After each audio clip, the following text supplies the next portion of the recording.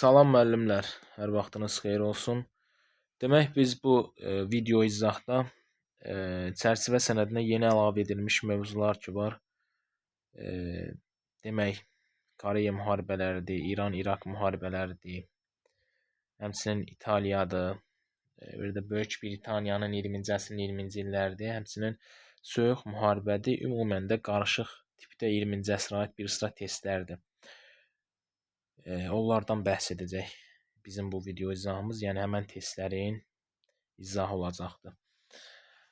Gələk birinci sualımıza. Demək, bizdən birinci sualda deməli Venn diaqramına əsasən 5-ə aid olanları istəyir. Burada baxın, Hitler verilib, Mussolini verilib, bir də Stalin verilibdir. Burada 1-ə biz bilirik ki, Hitlerə aid olanı yazmalıyıq, yalnız Hitler. 2-yə yalnız Mussolini'yə aid olan yazmalıyıq. 3-ə yalnız Stalinə aid olan yazmalıyıq. 4-ə hər üçünə aid olan yazılmalıdır. 5-ə yalnız Hitler və Mussolini'yə aid olanlar yazılmalıdır. Bizdən şərtdə nə deyir? Yalnız 5-ə aid olsun. Yəni Mussolini və Hitlerə yalnız ikisinə aid olsun. Yəni biz burada Hitlerə aiddirsə 5-ə götürənməliyik. Çünki biz ikisinin ortaq cəhətini istəyirik. 5 baxın, 5 Mussolini ilə Hitlerin ortağındadır. Mussolini'yə aiddirsə, Hitlerə aid deyirsə götürənməliyik. Və yaxud da Stalinə də, Hitlerə də aiddir, Mussolini'yə də aiddir, Stalinə də aiddir. Onda yenə 5-ə götürənməliyik. Çünki 3 fikrin ortağı hardadır? 4-də yazılmalıdır həmən fikir. Biz yalnız 5-ə, Hitlerlə Mussolini üçün oxşar olanı götürməliyik. 20-ci əsrin 30-cu illərində işğalçılıq siyasəti yeritmişdi. Biz bilirik ki, 20-ci əsrin 30-cu illərində Yaponiyadır, Almanlardır, İtalyanlardır, SSR-in özü işğalçılıq siyasəti yeridibdir. Onların da rəhbərləri ilə bu Hitler Almanlardı idi, İtaliya Mussolini idi, SSR-də də Stalin idi. Yəni 30-cu illərdə işğalçılıq siyasəti yeritməsi üçü üçün də oxşardı. Biz onu 4-ə yazarıq, düzdürmü? 4-ə yazarıq. Bizdən 5-ə istəyir. Münhen konfransında iştirak etmişdi. Münhen konfransında Hitler iştirak edib, Mussolini iştirak edib, Stalin iştirak eləməyibdi. Aha, 5-ə götürürük B-ni. Münhendə iştirak edib. Bryan-Kellogg paktına qoşulmuşdur. Biz bunu Stalin üçün deyə bilərik. Mussolini üçün deyə bilərik. Amma Hitler üçün deyənmərik. Həmçinin bizdən 5-ə aid olanları istəyir. D-ni oxusaq, İspaniyada baş verən vətəndaş müharibəsi zamanı tərəflərə dəstək olmuşdu. Baxın, İspaniyada baş verən vətəndaş müharibəsi zamanı Hitler və Mussolini faşistlərə dəstək olmuşdu. Ora 1937-də qoşun da yeridilər bunlar, İtalyanlarla Almanlar. Stalin də respublikaçılara dəstək olmuşdu. Tərəflərə dəstək, İspaniyada baş verən vətəndaş müharibəsi zamanı tərəflərə dəstək olması fikri hər üçünə aiddir. Ona görə götürməliyik burada B-yə. Nədir? 5-ə götürməliyik. O A-ya gedəcəkdir. Yəni D variantı da yazılacaq 4-ə. Ölkədə diktatura rejimi yaratmışdı. Diktatura rejimi yenə Hitlerdə, Mussolini'də, bir də Stalin'də yaradıbdır. E-ni biz 4-ə də götürürük. Demək burada baxsaq biz, burada yalnız 5-ə, yəni Hitlerlə Mussolini'yə yalnız onlara aid olan B variantıdır. Münhen konfransında iştirak etməsi. Yalnız B götürəcək ona. Bu da D variantındadır. Növbəti suala keçsək, deməli, səbəb hadisə nəticə əlaqəsinin düzgün verildiyi sıraları müəyyən edin. Benito Mussolini'nin Romaya yürüş etməsi, Roma papasının onu İtaliya kralı təyin etməsi bu yanlışdır. 1922-də Mussolini yürüş eləyir həmən bu nədir bu Romaya, amma onu papa baş nazir təyin eləyir. Baş nazir, kral yox, bu yanlışdır. Yeri gəlmişik, İtaliyada faşistlər faşist hərəkatı yaranıb 1919-da, faşistlər hakimiyyətə gəlib 1922-də ilk faşist diktaturasının qurulduğu ərazidə elə İtaliyadır. Sadəcə olaraq İtaliyada faşizm tam nəzarətə ala bilməyib. Yəni bu da onun bu Stalinlə Hitlerdən fərqidir ki, yəni onlar daha sərt rejim qura bilmişdi, sərt faşist rejimi qura bilmişdi ölkədə Almaniyada SSR-də, amma Mussolini bunu İtaliyada etməmişdi. Qurmuşdu faşist rejimi, amma tam nəzarətə ələ ala bilməmişdi. Bir yanlışdı. 2. İtaliya 1935-36-cı illərdə Efiopiyanı işğal etməsi, İtaliyanın Almaniya ilə yaxınlaşması doğrudur. Çünki İtaliya 1935-36-da Efiopiyanı işğal etdi. Bu da İngiltərə və Fransanın narazılığına səbəb oldu. Mussolini də getdi, Hitlerlə yaxınlaşdı. Bu doğrudur.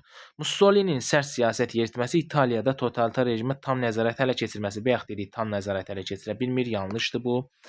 İtaliyada antisemitizm siyasətinin keçirilməsi, Yahudilərə təhsil alma hüququnun qadağan edilməsi, bu doğrudur.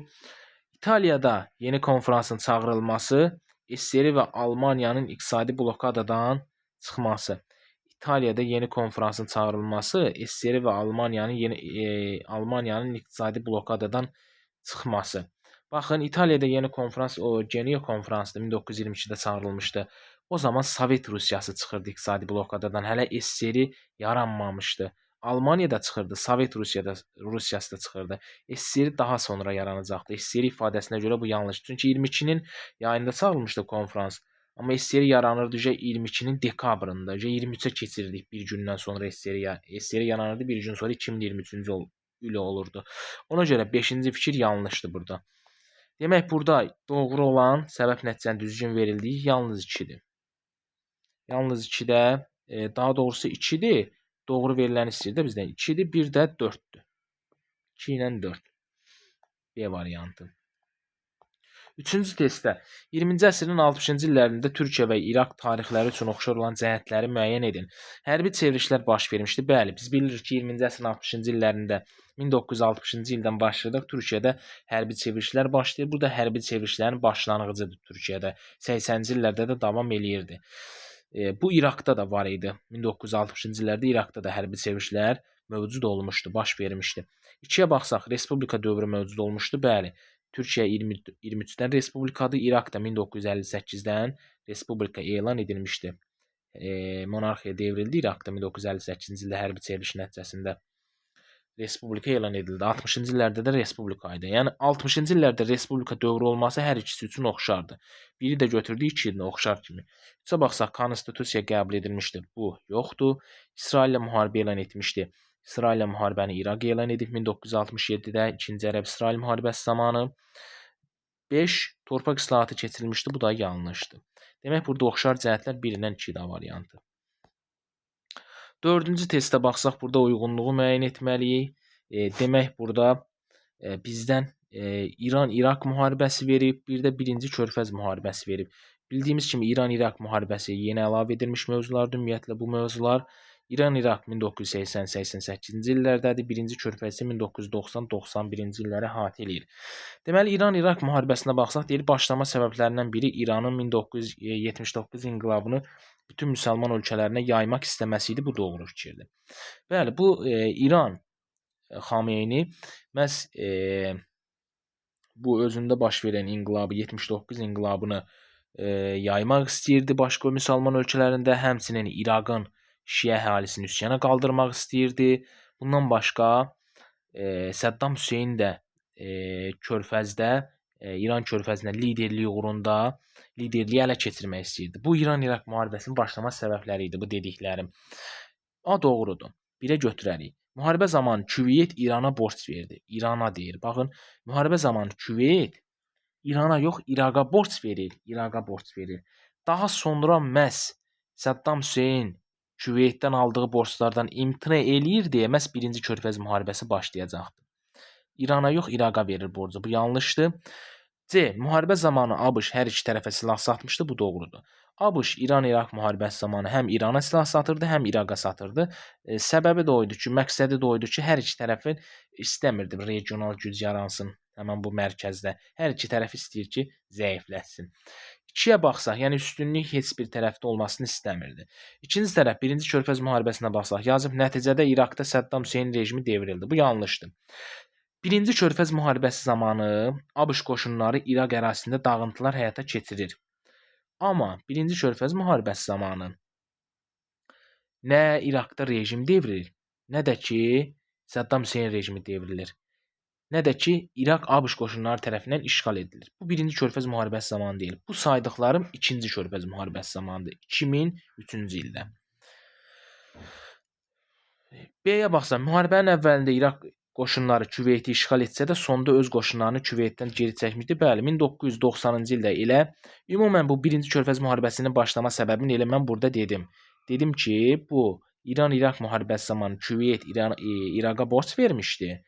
Daha sonra Səddam Hüseyn o borclardan imtina elədi deyə, Küveyt də o borcları tələb elədi. Səddam Hüseyn imtina elədi deyə bundan 1990-cı ildə İraq getdi Küveyti işğal elədi.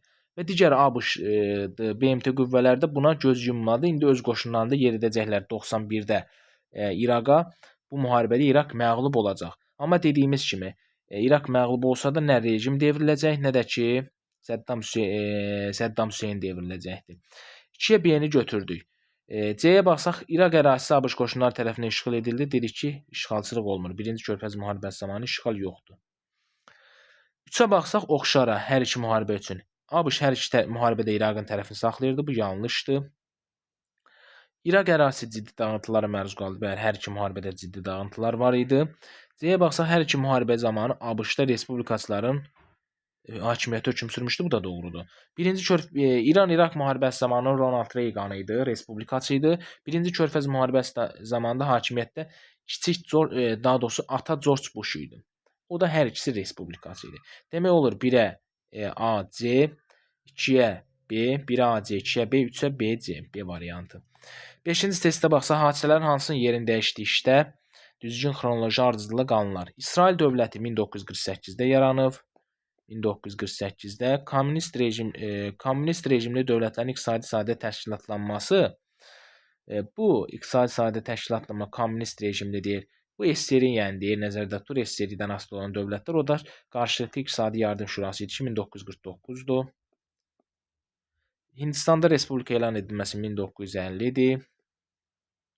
İraqda monarxiyanın devrilib respublika elan edilməsi 1958-dir. Pakistan Federativ Respublika elan edilməsi 1956-dır. Kərkük qətliamı 1959-dur.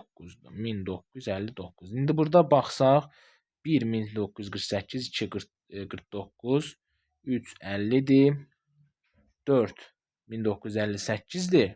5 1956-dır. Demək 4 ilə 5 yerin dəyişəcək burada. D variantı. 6-ya baxsaq, hansı dövlət haqqında məlumat verilməmişdir? Burada 1 Almaniyadır, 2 SSR-dir, 3 Çindir, 4 Misirdir, 5 Türkiyədir. Deyir, 2-ci Dünya müharibəsi zamanı vətəndaş müharibəsi dayandırılmışdı. Bu 2-ci Dünya müharibəsi zamanı biz bilirik ki, Çində vətəndaş müharibəsi gedirdi. Millətçilərlə kommunistlər arasında, homindançılarla kommunistlər arasında. Vətəndaş həmin bu müharibə zamanı vətəndaş müharibəsini dayandırdılar Çində. Bu vətəndaş müharibəsi aparanlar birləşdilər Yaponlara qarşı. Yaponları məğlub eləyəndən sonra 2-ci Dünya müharibəsi başa çatandan sonra vətəndaş müharibəsi yenidən davam etdi. 49-da Şimalın kommunistlərin qələbəsi ilə başa çatdı. Bu vətəndaş müharibəsinin dayandırılması Çinə aiddir. 3-ə aid deməli məlumat var. 20-ci əsrin 60-cı illərində İraq bu dövlətlə yaxınlaşmışdı. Biz dedik ki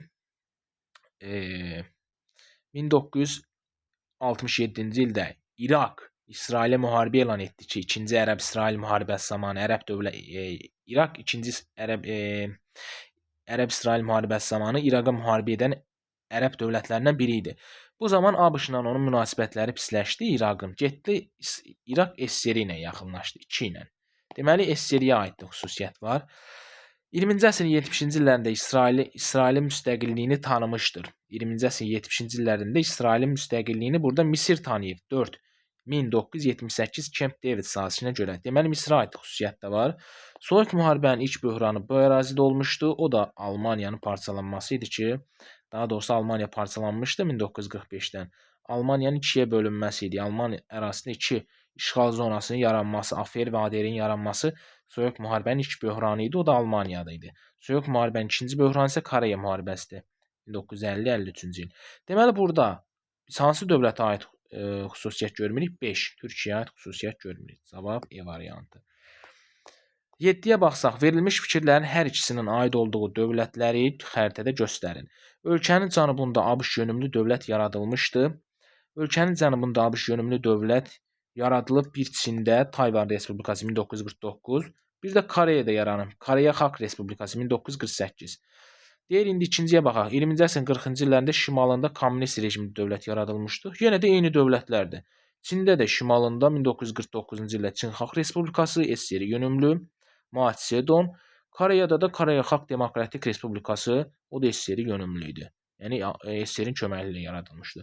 Demək, həm 1-də, həm 5-də 20-ci əsrin 40-cı illərində, həm Koreyada, həm Çində 20-ci əsrin 40-cı illərində şimalında SSR yönümlü, yəni kommunist yönümlü, cənubunda ABŞ yönümlü hökumət təşkil olunub. Cavabımız da 1 ilə 5-dir.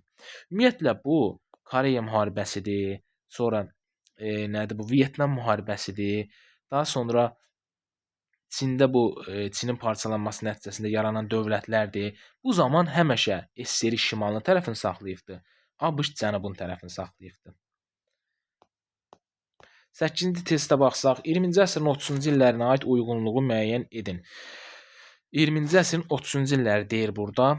Demək, Almaniya, İtaliya verib. Deyir, faşist diktaturası quruldu. Faşist diktaturası Almaniyada quruldu 30-cu illərdə. 1934. Bir anı götürürük. Antikomiterin və Üçlər Paktında yer almışdır. Baxın, həm Almaniya, həm İtaliya Antikomiterin və Üçlər Paktında yer alıb, amma bizdən 30-cu illəri istəyir deyə, Üçlər Paktı isə 40-cı illərdə imzalanıb deyə beyni götürənməliyik biz.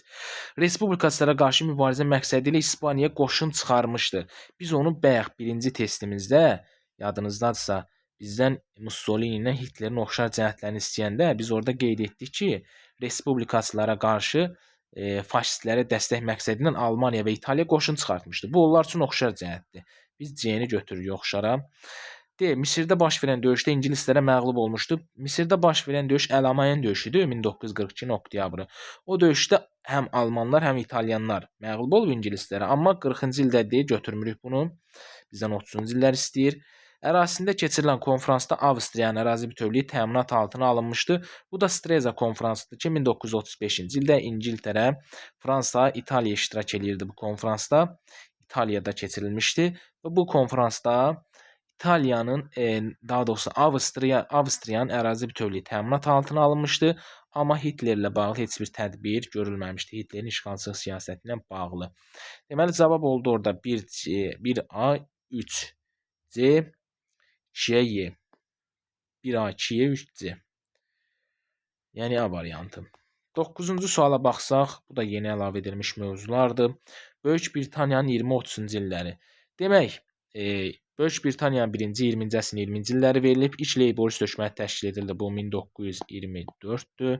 Mühafizəkarların hakimiyyət dövründə pensiya yaşı endirildi. Bəli, 1924-29-cu illər mühafizəkarların hakimiyyəti ki, orada nisbətən müsbət tədbirlər həyata keçirir. O tədbirlərdən biri də elə pensiya yaşının endirilməsidir. B doğrudur. 20-ci illərə aiddir. Vaşinqton konfransında dənizdə hakimiyyəti Fransa ilə bölüşdürüldü. Bu yanlışdır. İngiltərə Vaşinqton konfransına görə 1921-22-ci illərdə dənizdə üstünlüyün ABŞ-la bölüşdürür.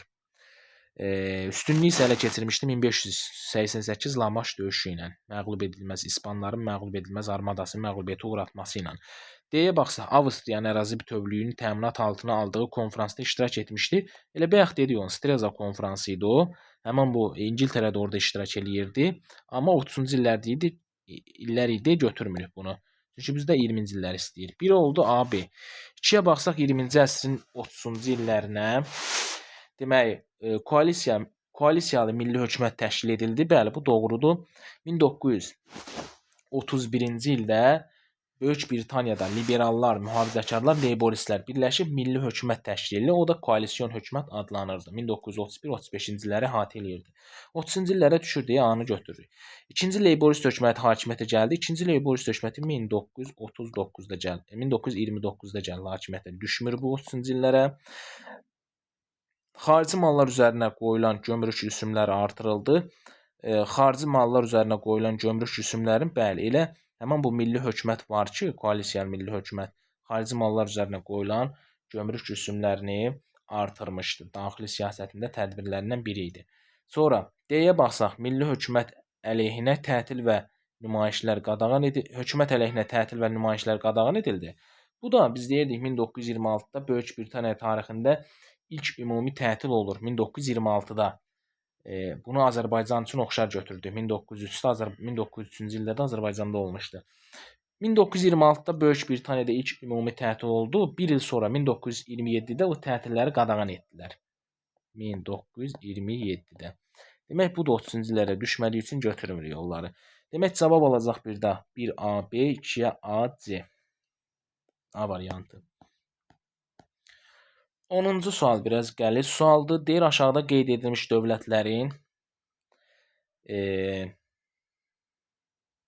Almaniya Federativ Respublikası ilə oxşar və fərqli cəhətlərinə aid uyğunluğu müəyyən edin. Yəni, bu aşağıda qeyd edilmiş dövlətlər. Məsələn, 1-ə yazılıb Koreya Xalq Demokratik Respublikası. Koreya Xalq Demokratik Respublikası üstünə yazılıb fərqli. Yəni, biz Koreya Xalq Demokratik Respublikasının AFR-dən fərqini tapmalıyıq.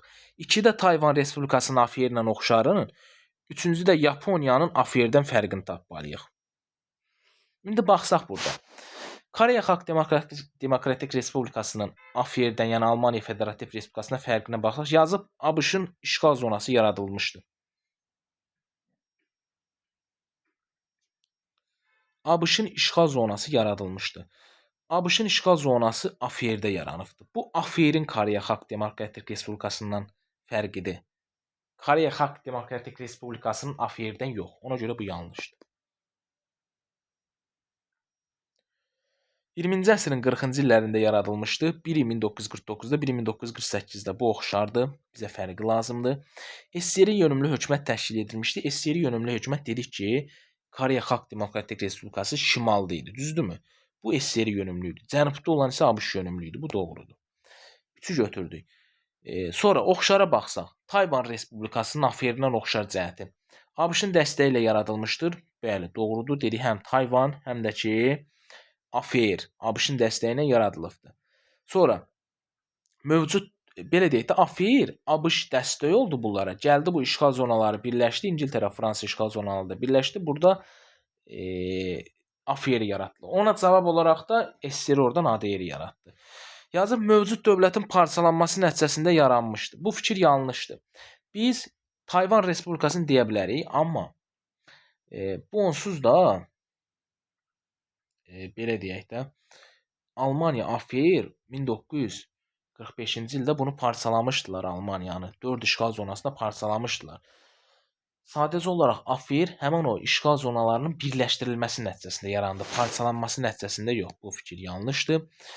6-ya baxsaq 20-ci əsrin 40-cı illərində BMT-yə qəbul olunmuşdu. 20-ci əsrin 40-cı illərində BMT-yə bu yanlış fikirdir.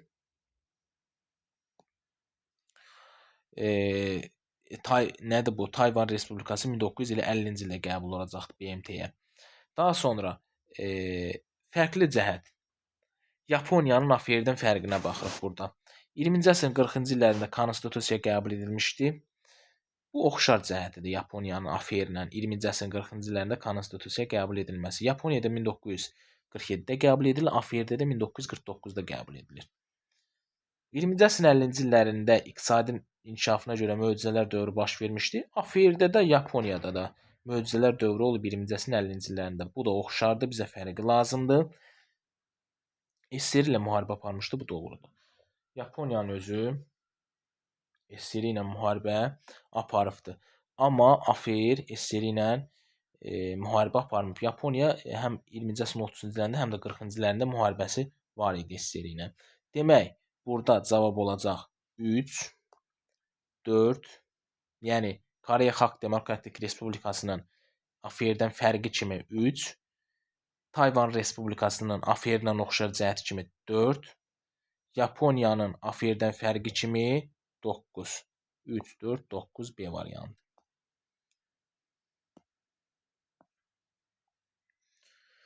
Demək müəllimlər, 11-ci sualda da bizdən burada İrandır, İraqdır, Əfqanistan üçün oxşarlıq istəyir. 20-ci əsrə aid oxşarlıq istəyir. Ərazisinə xarici dövlətlərin müdaxiləsi olmuşdu. Əfqanistan dedik 79-da, 1979-da olubdu. SSR-nin müdaxiləsi, İrana 1941-45-də vətəndaş müharibəsi zamanı müdaxilə olmuşdu. İngiltərə və SSR tərəfindən. İraqa da dedik ki, elə ABŞ-ın özü müdaxilə etmişdi. Ərazisinə müdaxilə təşkil edilməsi oxşardır. Sonra biri götürdük. Hərbi çevriliş nəticəsində monarxiya son qoyulması bu yalnız İraqdadır. 1958-də respublika elan edilən zaman ABŞ-ın hərbi müdaxiləsinə məruz qalması bu İraqla Əfqanistandır. Vətəndaş müharibəsi olmuşdu. Vətəndaş müharibəsi burada götürənməli xeyr.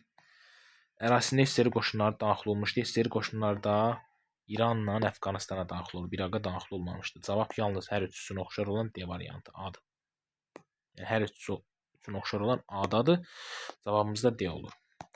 12-yə baxsaq, deməli burada uyğunluğu müəyyən edirik. Bu da bəzi qəliz tipli testlərdən biridir. Demək bizdən Əfqanistan, İraq və oxşar xüsusiyyət istəyir bizdən. Demək, Əfqanistana qeyd olunub 20-ci əsrin 20-ci illərində Sovet Rusiyası ilə müqavilə imzalamışdı. Bu doğru fikirdir. 1921-ci ildə bu İrandır, Əfqanistandır, bir də Sovet Rusiyasıdır. Bunlar müqavilə bağlayır. Doğru fikir budur. 1921-ci ildə Sovet Rusiyası ilə. Hətta orada belə fikir var, Sovet Rusiyası Böyük Britaniyanın da ticarət müqaviləsi bağlayır. Həmin o bu müqavilə bağlanan zaman. Daha sonra B-ni oxusaq. 20-ci əsrin son rübündə SSR qoşunlarının müdaxiləsinə məruz qalmışdı. Bu dediyi 1979-da məruz qalıb. 1979-da Əfqanistanın SSR-nin hücumuna məruz qalması. Bu da 20-ci əsrin son rübüdür. Doğrudur. Yəni 76-dan artıq son rübü başlayır da düşür. C. Barack Obama tərəfindən ərazisinə yeni qoşun hissələri göndərilməsi barəsində qərar qəbul etmişdi. Bu da doğrudur. Biz Barack Obama'nın dövründə deyirik ki, 2009-2017-ci illərdə deyirik ki, həmin bu Barack Obama'nın dövründə Əfqanistana yeni qoşunların göndərilməsi, İraqdan isə qoşunların çıxarılması haqqında fərman verir. Bu fikir var. Biri A, B, C olur. 2-yə baxsaq İraqa, 20-ci əsrin 40-cı illərində İsraillə aparılan müharibədə məğlub oldu. Bu da doğru fikirdir. Yenə də bu 1-ci Ərəb-İsrail müharibəsi ilə bağlı hadisədir. 1-ci Ərəb-İsrail müharibəsi deyir 1948-də başlayır. Düzdürmü? 6 ərəb dövləti İsrailə müharibə elan edirdi. O dövlətlərdən biri də İraq idi. Elə İraq idi, Suriya idi, Fələstin idi. Həmin bu dövlətlər məhz müharibə aparmışdı İsraillə və apardığı müharibədə də məğlub olmuşdu. Bu doğru fikirdir. B-yə baxsaq, 20-ci əsrin 90-cı illərində ərazisində aparılan hərbi əməliyyatlarda Fransa ordusu iştirak edirdi. Bu da doğrudur. Bu elə 1-ci Körfəz müharibəsi ilə bağlı hadisədir. Yəni həmin bu biz deyirik 20-ci əsrin 90-cı illərində məhz 1-ci Körfəz müharibəsi 1990-91-ci illəri əhatə eləyir. Bu zaman ABŞ qoşunlarının yeridir İraq ərazisində. Bu zaman onun hərbi əməliyyatlarında da Fransa ordusu iştirak eləyirdi. Doğrudur bu fikir. Yəni Səhrada Tufan əməliyyatı idi bu. ABŞ-ın Səhrada Tufan əməliyyatı. O əməliyyatda da Fransa ordusu var idi 1991-də. C-yə baxsaq, Osmanlı İmperiyası bu ərazidə İngilis qoşunlarını məğlubiyyətə uğratmışdı. Bu da doğru fikirdir. Osmanlılar İraq ərazisində baş verən 1916-cı il Kütləmarə döyüşündə məhz İngilis qoşunlarını təslim etmişdilər, məğlub etmişdilər. 1915-ci ildə, 1916-cı ildə. Doğru fikirdir. Həmçinin Osmanlılar İngilis qoşunlarını 1915-də Bağdad döyüşündə, həmçinin 14-15-də baş verən Çanaqqala döyüşlərində də məğlub ediblər. Çanaqqala döyüşündə həm İngiltərə, həm Fransa ordusu qoşunlarını, həmçinin onların dominionlarını da məğlub etmişdilər. 2 ABC doğru oldu. 3-ə baxsaq oxşar cəhətinə, kiçik George Bush'un dövründə hərbi müdaxiləyə məruz qalmışdı. Doğrudur. Çünki biz bilirik ki, ABŞ prezidenti olan kiçik George Bush 2001-2009-cu illər aralığında 2003-də Əfqanistana, 2001-də isə, daha doğrusu 2003-də İraqa, 2001-də isə Əfqanistana müdaxilə etmişdi. 2001-də Əfqanistana, 2003-də İraqa. Bu oxşardır. B-yə baxsaq, 2010-cu ildə Ərəb Baharı adlanan üsyanlar baş vermişdi. Bu yanlışdır. Ərəb Baharı adlanan üsyanlar 2010-cu ildə Tunisdə başlamışdı birinci, daha sonra isə ardıcıl olaraq Liviya, Misir və digər Ərəb ölkələrinə də keçmişdi. Bu yanlışdır, yəni Əfqanistanda yox idi bu üsyan. C-yə baxsaq, Azərbaycan hərbiçiləri bu ölkələrdə sülhməramlı kimi əməliyyatlarda iştirak etmişdi. Bu da doğru fikirdir. Azərbaycan hərbiçiləri bu NATO-nun sülh və təhlükəsizlik naminə tərəfdaşlıq proqramı var ki, onların tərkibində Əfqanistan idi, Kosovo idi, İraq idi. Bu ərazilərdə iştirak etmişdi hərbi əməliyyatlarda. Demək, burada Əfqanistana 1 ABC, İraqa ABC, Yəni 1 ABC, 2 ABC, 3-ə isə AC. Yəni E variantı olacaq cavabımız. 13-cü suala baxsaq, deməli, deyir 1935-1936-cı ildə bu ərazinin İtalyanlar tərəfindən işğalı İngiltərə və Fransanın etirazına səbəb olmuşdu. Elə bunu testin əvvəlində bir izahda dedik. Bu Efiopiya ərazisi idi. 1935-36-cı ildə Mussolini oranı işğal etdi deyə məhz daha sonra getdi İtalyanlar İngilis fransızlardan uzaqlaşaraq Almanlarla yaxınlaşdılar. Burada da Efiopiya bir ərazisidir. Bir ərazisi. Baxın, belə yadda saxlayın. Bu qırmızı dənizdir. Qırmızı dənizin qurtaracağı bu ərazi, buradan belə bir xətt çəksiniz, bura Efiopiyadır. Qırmızı dənizin qurtaracağı. Bura Sudandır, bura Misirdir, bura Liviyadır.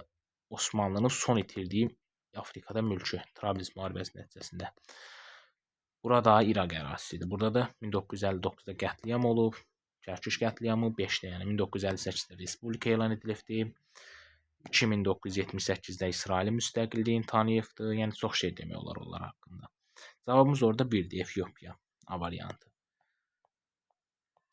14-ə baxsaq, deyir, Koreya müharibəsini 1-ci Körfəz müharibəsindən fərqləndirən cəhətlər sırasında verilə bilməz.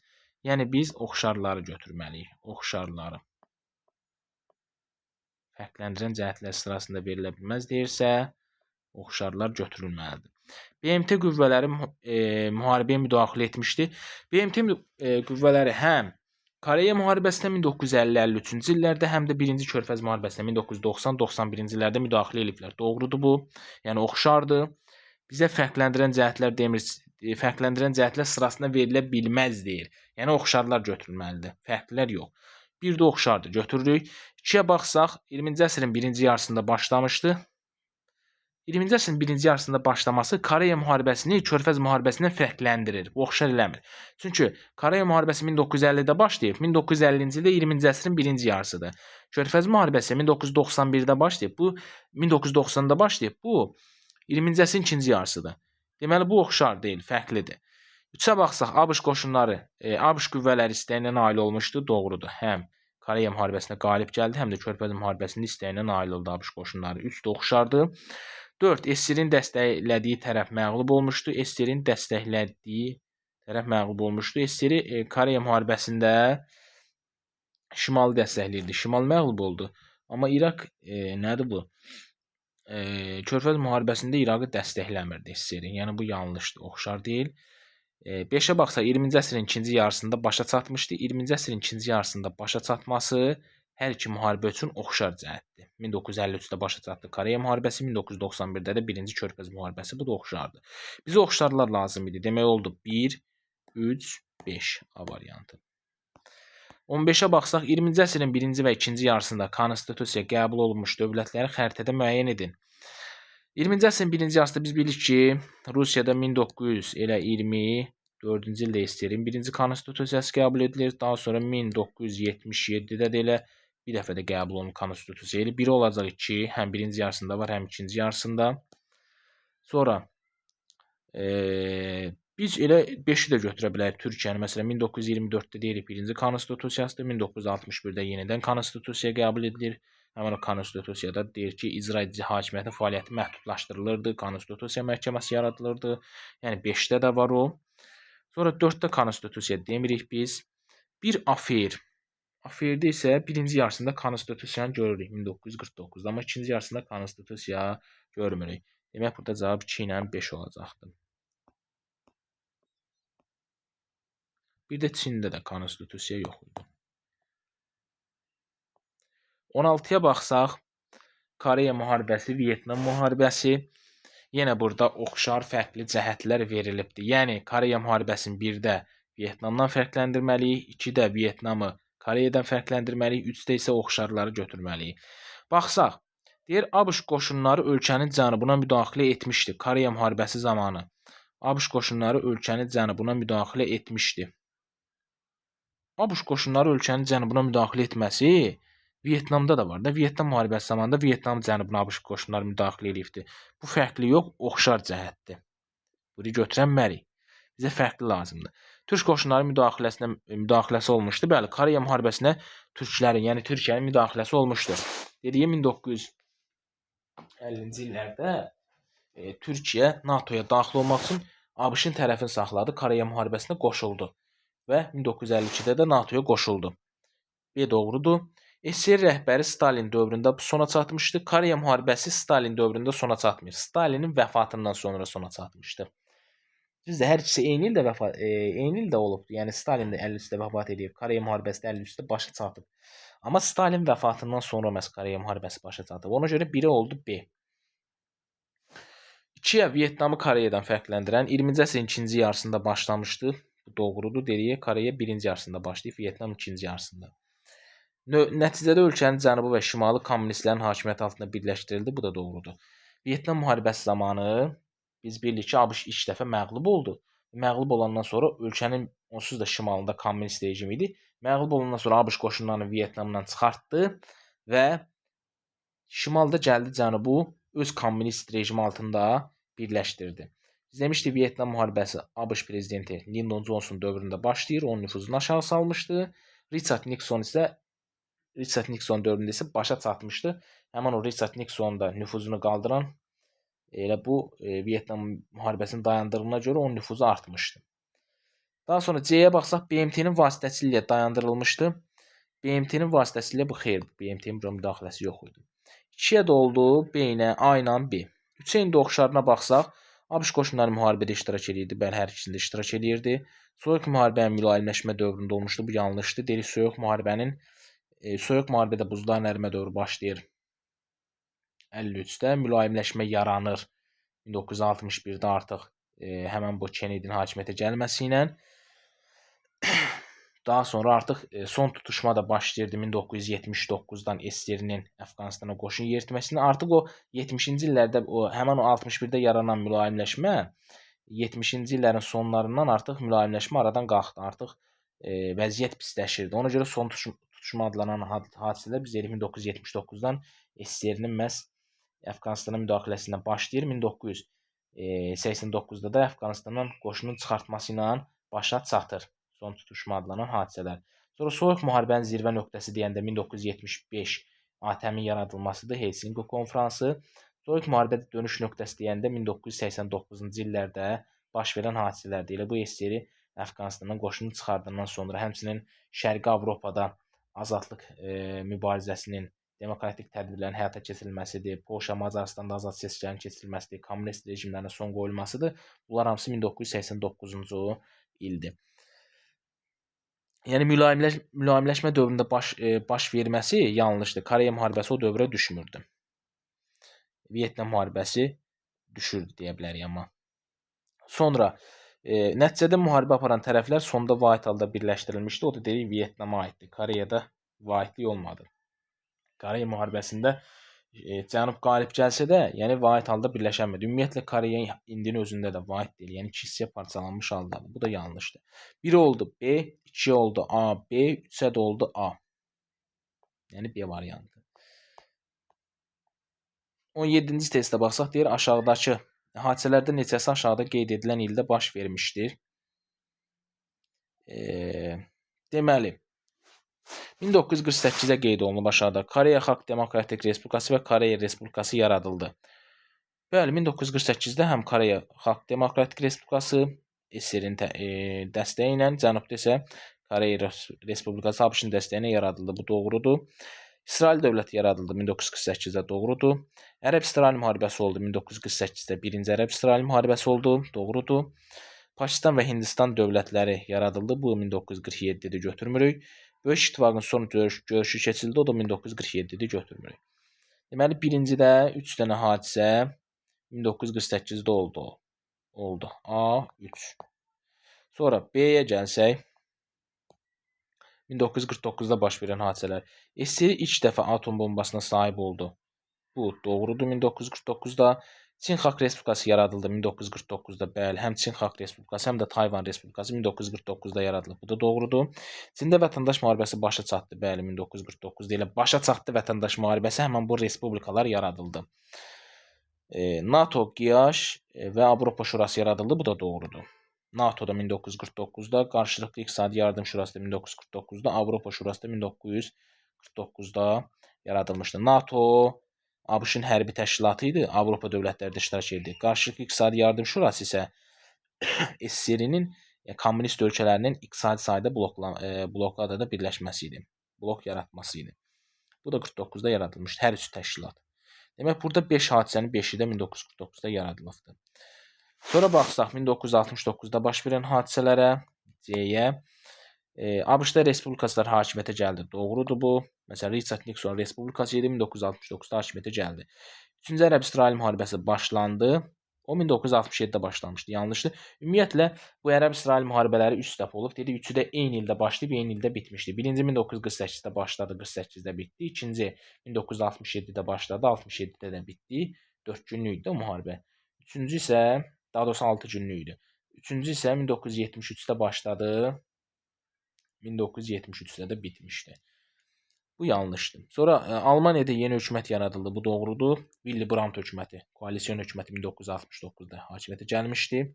O deyirdi, SSRİ ilə də yeni şərq siyasətini həyata keçirir. Sonra SSRİ ilk dəfə Qrat qrupusundan istifadə etdi. Bu da 1969-cu il idi.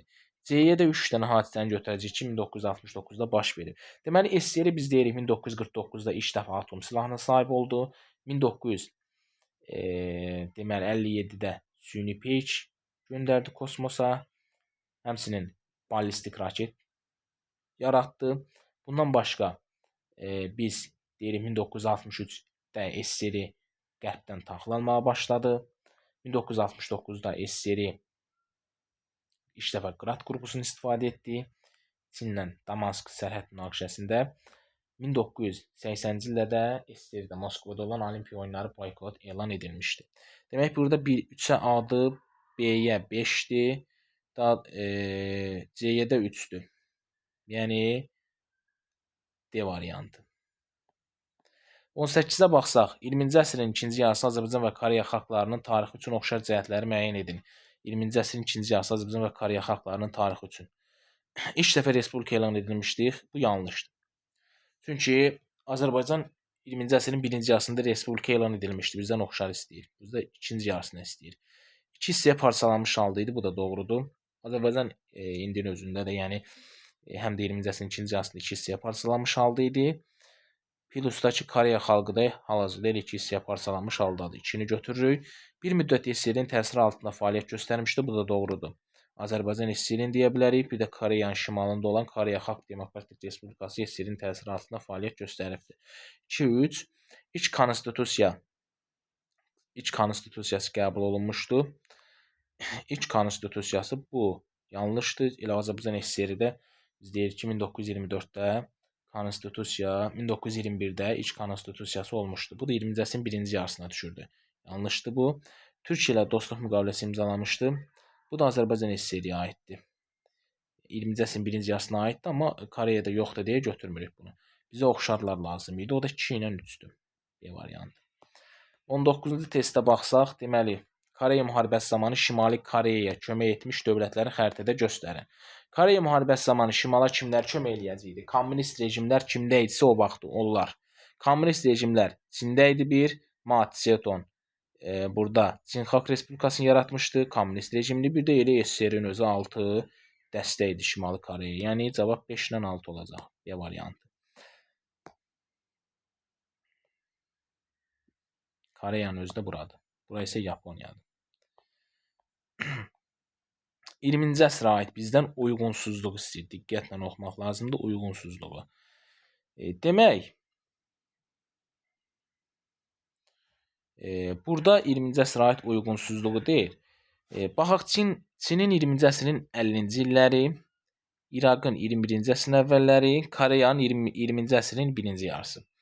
Çin 20-ci əsrin əvvəllərində deyir, Tibeti işğal edərək onlara siyasi, dini muxtariyyət vəd etdi. Doğrudur. Tibeti Çin, yəni Çin Xalq Respublikası 1950-ci illərdə işğal etdi. Onlara dini muxtariyyət də vəd etdi. Hətta muxtariyyət verdi belə, amma onlara qarşı qırğınlar həyata keçirirdi. Deməz, Tibetdə Çinə qarşı üsyanlar baş verirdi, çıxışlar baş verirdi. Bu çıxışları da Çin Xalq Respublikası qəddarlıqla yatırırdı. Bu doğru fikirdir. Aiddir Çinin 20-ci əsrin 50-ci illərinə. B-də deyir, kəndlər kollektiv təsərrüfatda birləşdirildi. Bu da doğrudur. Bu kollektiv təsərrüfatda birləşdirməsi kəndlərinin. Mao Tse-Dunun SSR yönümlü siyasəti idi. Yəni aqrar sahədə keçirdiyi tədbirlərdən biri idi. B-ni götürürük, doğrudur. C-yə baxsaq, Çin Respublikası ilə SSR arasında dostluq müqaviləsi bağlandı. Baxın, Çin Respublikası yox. Çin Xalq Respublikası var idi ki, o Mao Tse-Dunun Respublikası. Onunla SSR arasında dostluq müqaviləsi imzalandı 1950-ci ildə. Bu yanlışdır. Çin Respublikası deyildi bu. Çin Respublikası deyəndə biz Tayvan Respublikasını nəzərdə tuturuq. O da SSR ilə dostluq müqaviləsini bağlamamışdı 50-ci illərdə. 50-ci illərdə bağlayan Çin Xalq Respublikası idi. Deməli, yanlış oldu bu. Bizdən nə istəyirdi? Uyğunsuzluğu. Biz doğruları yox, buradan yanlış olanı götürəcəyik. Deməli, biri oldu bizim cavabımız. 1-ə C. 2-yə baxsaq, İraqın 21-ci əsrin əvvəlləri tarixinə, 21-ci əsrin əvvəlləri, yəni 2000-dən sonraki illər. Körfəz müharibələri nəticəsində qoşunların Küveytdən geri çəkdi. Baxın, Körfəz müharibələri nəticəsində qoşunların Küveytdən geri çəkdi. Bizdən 21-ci əsrin əvvəllərini istəyir. Bu, birinci Körfəz müharibəsi nəticəsində qoşunların Küveytdən geri çəkmişdi İraq 1991-ci ildə. Bu, 20-ci əsrin sonları düzə. Ona görə A səhvdir burada. Düzdür, fikir olaraq Körfəz müharibəsi nəticəsində ABŞ 1991-də qoşunların Küveytdən geri çəkib. Amma bizdən 21-ci əsr istəyir deyə səhv fikir kimi götürür. Yazıb 1958-ci ildə qurulan rejimə son qoyuldu. 1958-də hansı rejim qurulmuşdu? Respublika. O respublikaya 1979-da son qoyan Saddam Hüseyn idi. Diktatura rejimi yaratmışdı. 21-ci əsrdə 2003-cü ildə İraqda Saddam Hüseyn rejimini devrilirlər, diktaturaya son qoyurlar. 1958-də isə yaranan rejim respublika rejimidir. Yəni 2003-də son qoyulan rejim 1979-da yaranan rejim idi, diktatura rejimi. 1958-də yaranan respublika rejimi deyildi. Ona görə bu fikir də yanlışdır. C-yə baxsaq, ərazisində kürdlər məskunlaşdırıldı. Bu doğru fikirdir. 21-ci əsrdə həmən bu dediyi ABŞ və İngilis qoşunları İraqa hərbi müdaxilə etdi 2003-cü ildə. Orada kimyavi silahların saxlanması iddiası ilə. Və oranı işğal eləyəndən sonra məhz ora həmən bunlar tərəfindən kürdlər gətirilmişdi 21-ci əsrdə. 2-yə C-ni götürürük. 2 götürmür daha doğrusu. Sadəcə olaraq 2-də C doğrudur. Bizdə yanlışı uyğunsuzluq istəyirdi deyə həmən bu İraqın qarşısından düz olanları yox, səhvləri götürəcək. Səhv də A ilə B-dir. Demək 1-ə C, 2-yə A, B olacaq. 1-ə C, 2-yə A və B. 3-ə baxsaq, Koreya 20-ci əsrin birinci yarısı. Koreya 20-ci əsrin birinci yarısı. Yaponların işğalı altında idi, bəli. 1945-də deyil, yaxı Koreyanı ABŞ qoşunları və SSR qoşunları azad edirlər Yaponlardan öz işğallar altında özləri işğal edir. Yəni Koreyanı 20-ci əsrin 1945-də Yaponlardan işğal edirlər ABŞ və SSR qoşunları. Özləri işğalından azad edib özləri təzədən oranı işğal edirlər. Şimalında SSR, cənubunda ABŞ. Koreyada 1894-1895-ci illərdə bu Çin-Yaponiya müharibəsi zamanı Yaponiyanın işğalı altına düşmüşdü. 1945-ci ilə kimi. 1945-də ABŞ və SSR onları azad etdi. Yapon işğalından öz işğal rejimlərini yaratdılar. Şimalda SSR, cənubda ABŞ.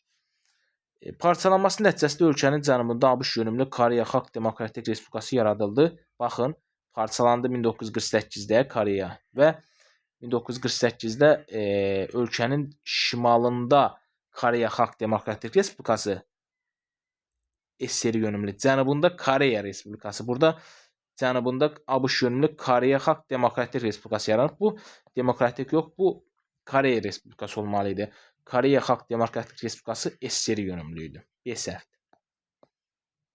C-yə baxsaq, Yaponiyada olduğu kimi burada da iqtisadi sahədə möcüzələr dövrü olmuşdu. Baxın, əslində doğru fikirdir bu. Yaponiyada olduğu kimi Koreyada da möcüzələr, ümumiyyətlə möcüzələr dövrü Koreyada da olub, Yaponiyada da olubdu. Nədir bu? Türkiyədə də olubdu. Almaniyada da olubdu. Amma Yaponiyada iqtisadi möcüzələr, Koreyada iqtisadi möcüzələr dövrü 20-ci əsrin 60-cı illərdir. 20-ci əsrin 60-cı illərdə 20-ci əsrin ikinci yarısına düşür. Bizdən Koreyanın 20-ci əsrin birinci yarısına aid uyğunluq istəyirdi. Demək, bu fikirdə yanlışdır. Biz düz kimi götürənməliyik bunu. Demək, bizdən uyğunluğu istəsəydi, biz plus qoyduqlarımızı götürəcəkdik. Amma bizdən uyğunsuzluq istədiyi üçün Çinin 20-ci əsrin əvvəllərinə aid olan yox, aid olmayanları götürməliyik.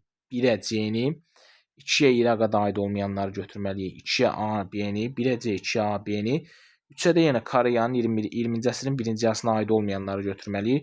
Orada B ilə C-ni, yəni A variantı. Demək müəllimlər, 21-ci sualda da bizdən xəritədə qeyd edilən dövlətlərin 2-ci Dünya müharibəsindən sonrakı dövrünə aid uyğunluğu müəyyən etmək istəyir. Xəritədə demək 1 Tunisdir, 2 Liviya, 3 Misir, 4 İraq, 5 Suriya, 6 Türkiyədir.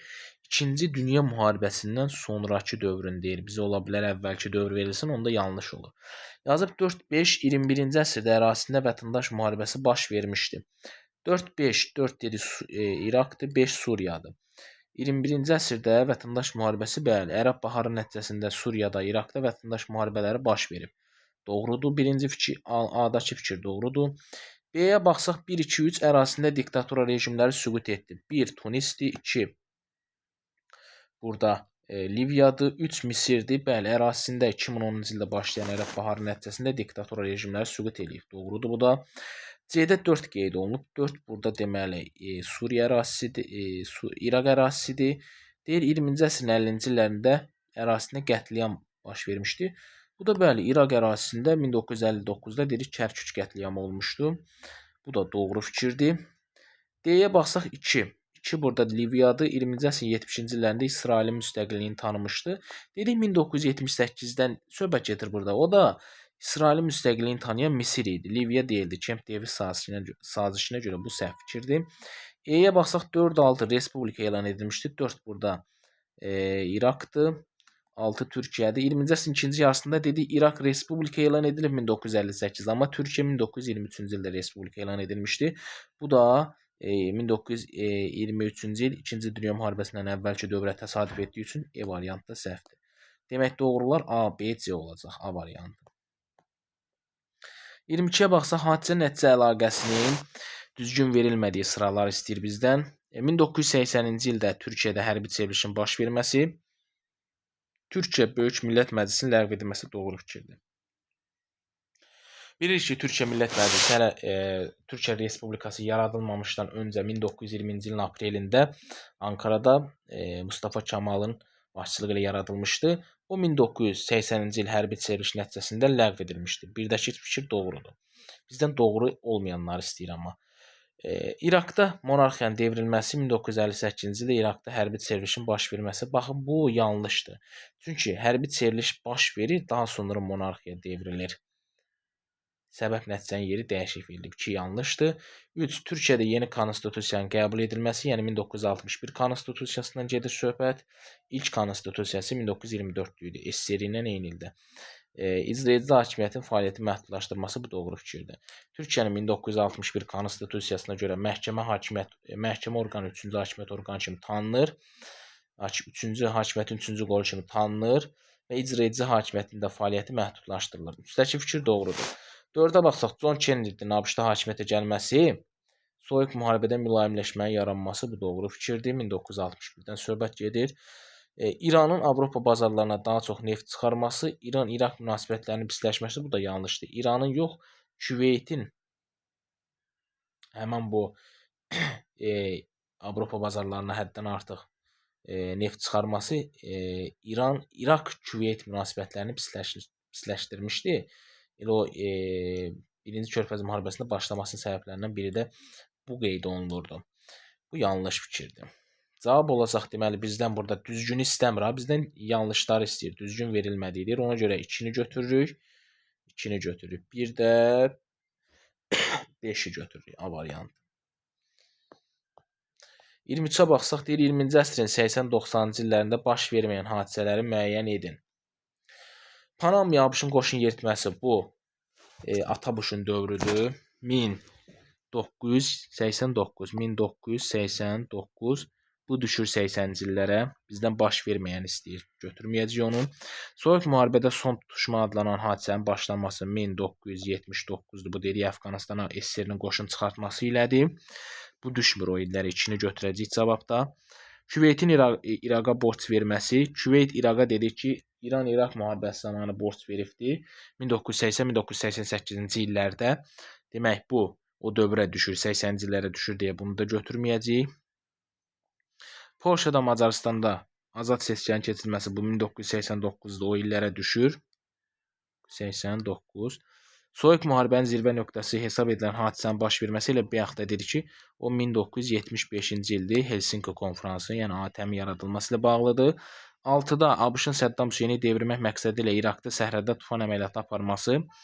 ABŞ-ın Səddam Hüseyni devirmək məqsədi ilə İraqda səhrədə tufan əməliyyatı.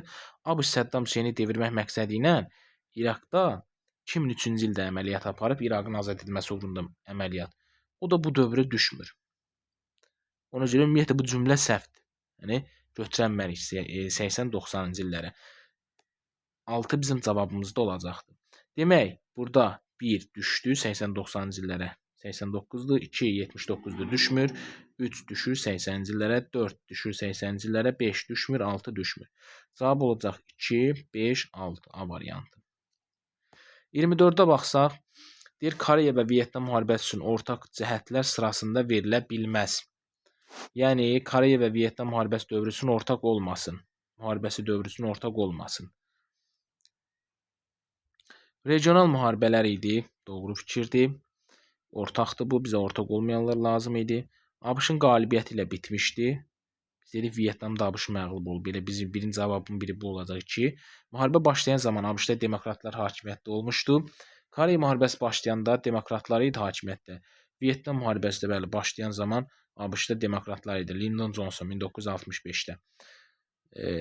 Düşür. Yəni 3 oxşar cəhətdir. Bizə oxşar olmayan deyir. 20-ci əsrin 3-cü rübündə başlamışdı. Koreya müharibəsi 1950-də dedik başlayıb. 1950 20-ci əsrin ikinci yarısıdır. Vyetnam isə 3-cü yarısında başlayıb. Bu onların oxşar cəhətdir. Demək cavabın biri də 4 olacaq. SSR hər iki müharibədə şimala dəstək verirdi. Bəli, həm Koreyada, həm Vyetnamda hər iki tərəfdə şimala dəstək verirdi. Bu ortaqdır. Demək ortaq olanlar 1 oldu, 3 oldu, ortaq olan həm də 3 oldu, bir də 5 oldu ortaq olan. Bizə isə ortaq olmayanlar lazım idi. O da 2 ilə 4 A variantı.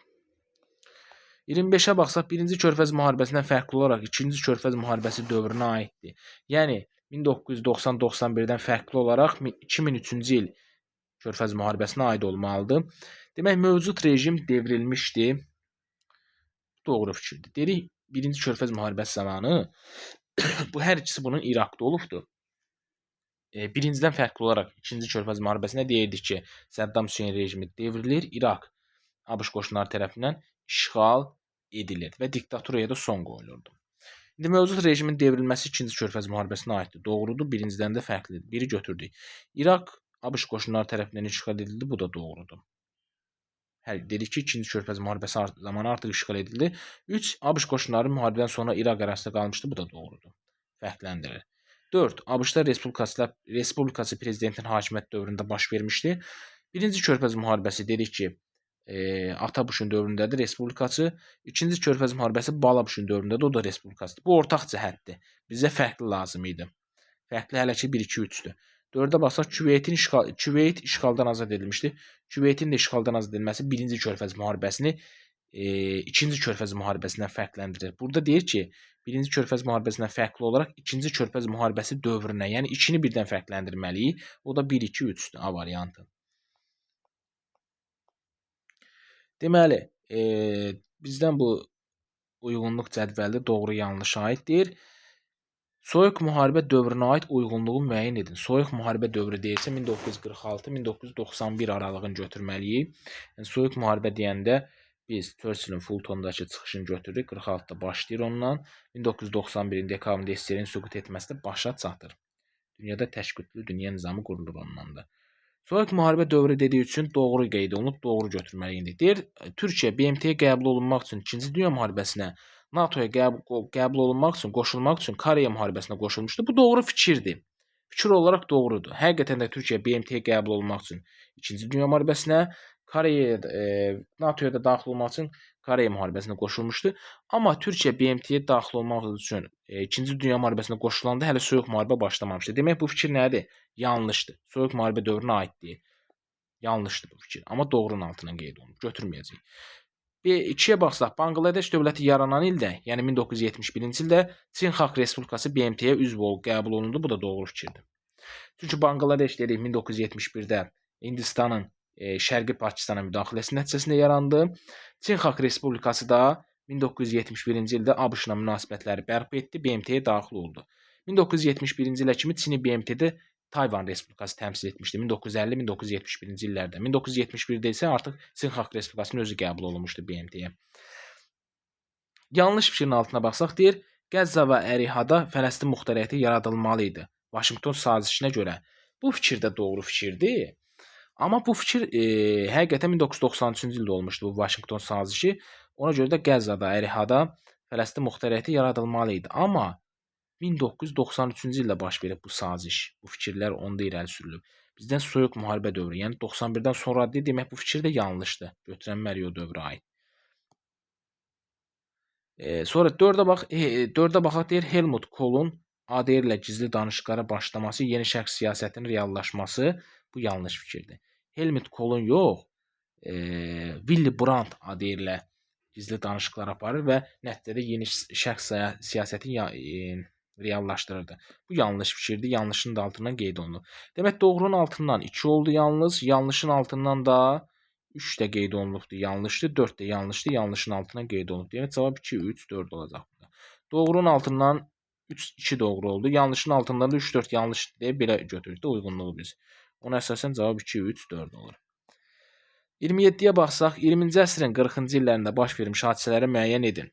Fələstin-İsrail münaqişəsinin beynəlxalq miqyas alması bu 3-cü Fələstin-İsrail münaqişəsinə aid 1973, səhvdir 40-cı illərə aid deyil. Kəşmir münaqişəsinin əsasının qoyulması doğrudur. İsrailin Qüdsü paytaxt elan etməsinə qarşı 6 ərəb dövlətinin İsrailin Qüdsü paytaxt elan etməsinə qarşı 6 ərəb dövlətinin İsraillə müharibə elan etməsi bu yanlış fikirdir. İsrail Qüdsü paytaxt elan edəcək 1980-ci ildə. 6 ərəb dövləti İsrailə müharibə elan edəcəkdir 1948-ci ildə. Bu yanlışdır, bir-birindən uzlaşmır.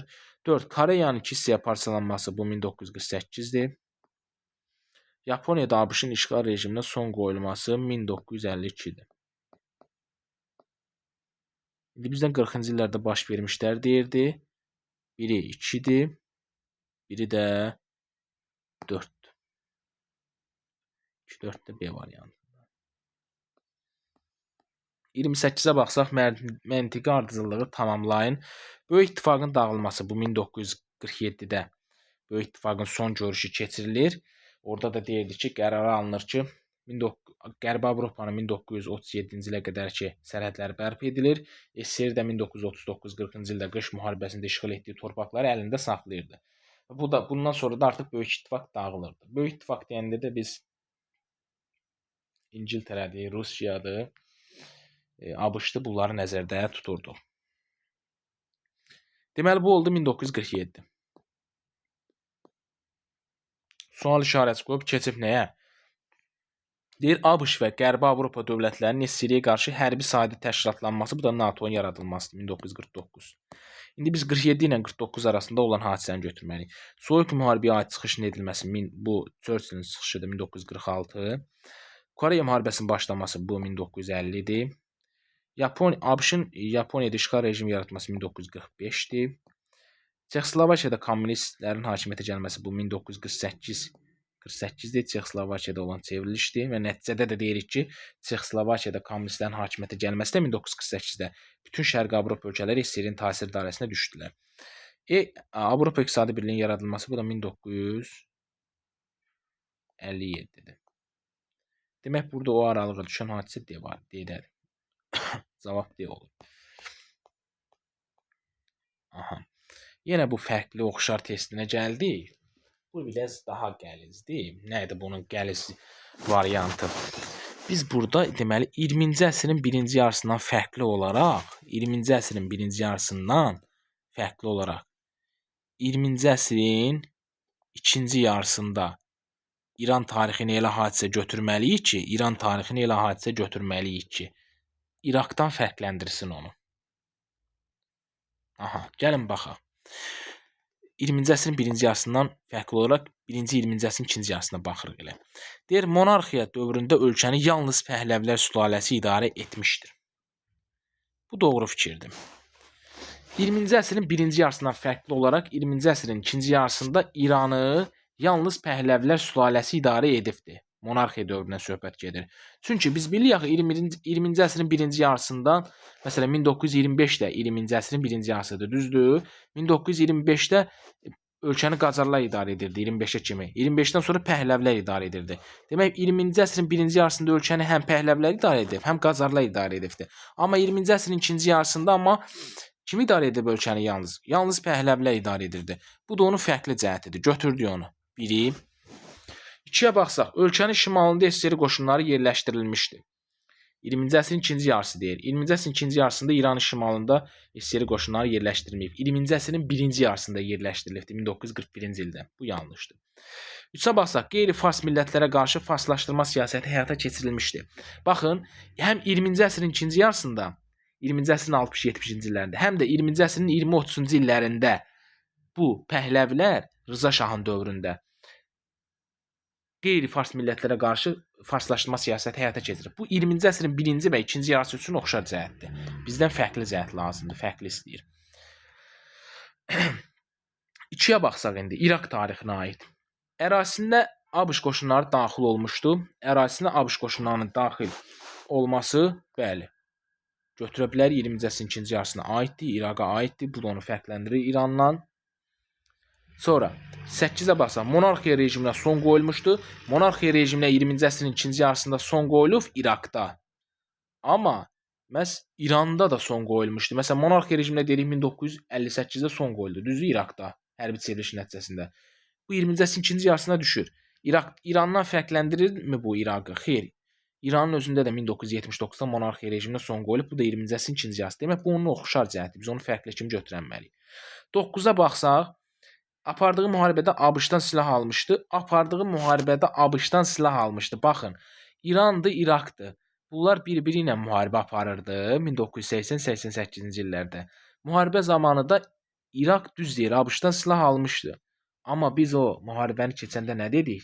Dedik, ABŞ hər iki tərəfə silah satırdı. Demək, İran da bundan silah almışdı. Bu da onun oxşar cəhətidir. Burada fərqli kimi götürənməliyik. Demək, 1-ə İrandan fərqli olaraq İraqa 1-i götürdük. 2-yə İraqdan fərqli olaraq İrandan fərqli olaraq İraqa 7-ni götürdük. Oxşara baxsaq indi hər ikisinin oxşara. Ölkə respublika elan edilmişdi. Bu doğru fikirdir. Həm İran, həm İraq. 20-ci əsrin ikinci yarısında respublika elan edilib. İraq dedik 1958, İran 1979. Ölkə diktator rejimlə idarə edilməyə başlamışdı. Bu yanlışdır. İranda bu əvvəldən var idi. Türkiyə ilə birtərəflik haqqında müqavilə imzalamışdı. Bu da yanlışdır. Bu əvvəllər var idi. 20-ci əsrin birinci yarısında 1937 Sədabad paktı ondaydı. O da ki, çıxarılıbdı. 20-ci əsrin ikinci yarısında da belə bir şey yoxdur deyə bir altını götürənməliyik ümumiyyətlə. Yəni, çıxarıldı, çıxarılmadı. Buna biz rast gəlmirik hal-hazırda. Ona görə 6 səhvdir. Demək, burada 1-i götürdük fərqli kimi. İranın İraqdan fərqi kimi 1. İraqın İrandan fərqi kimi 7. Hər ikisi üçün oxşar da 4-dür. Yəni, cavabımız olacaq 1, 4, 7, B variantı.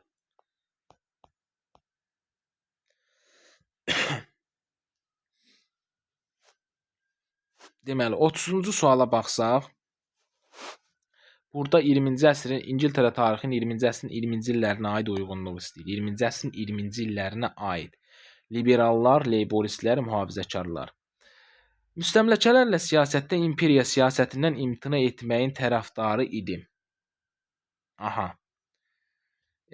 Müstəmləkələrlə siyasətdə imperiya siyasətindən imtina etməyin tərəfdarı bu liberallar idi. 1918-22-də hakimiyyətdə olan liberallar məhz bu siyasəti yeridirdilər. 1-ə A-nı götürürük. İlk dəfə hökumət təşkil etmişdilər 20-ci ildə. 1924-də leyboristlərdən gedir. İlk leyborist hökumət təşkil etmişlər. 2-yə B-ni. Milli istehsalı artırmaq məqsədilə gəlir vergisini azaltmışdılar. Bu mühafizəkarlara aiddir. 1924-29-cu illər. Yəni C-ni götürürük. İşsizlərə verilən maddi yardımı azaltmışdı. Bu işsizlərə verilən maddi yardımı azaldan isə dedik ki, koalisyon hökuməti idi. 19 nədir bu? 31-35-ci illərdə təşkil edilən hökumət idi. Bu ona görə götürməyəcək heç birinə. Sonra həmçinin 30-cu illərdədir o fikir.